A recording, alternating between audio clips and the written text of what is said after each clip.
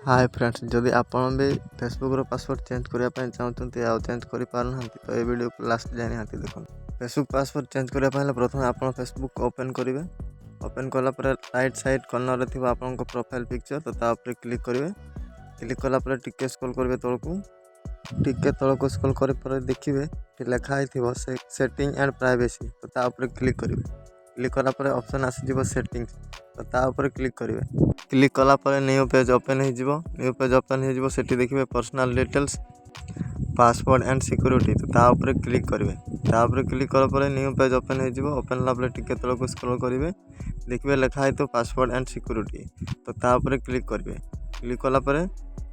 Click कलापर नुआ page open हो देखिए लिखाई तो चेंज पासवर्ड तो चेंज पासवर्ड उपर आप क्लिक करेंगे।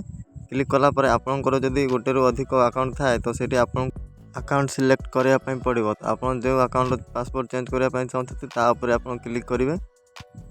क्लिक कलापर ओपन हम देखिए आपन पासवर्ड चेंज ऑप्शन आसीज तो ऊपर एवं आपंकर करेन्ट पासवर्ड जोटा अच्छी से देदेवे और तापर न्यू पासवर्ड तापर न्यू पासवर्ड को री एंटर करार ऑप्शन आसो तो सही आप न्यू पासवर्ड को री एंटर करदे और सिंपली चेंज पासवर्ड उपर क्लिक करदे तो आपण पासवर्ड ऑटोमेटिकली चेंज हो। यही वीडियोटी जब आपको हेल्पफुल लगी था गोटे लाइक करदे और चैनल नु आसते चैनल को सब्सक्राइब करदे।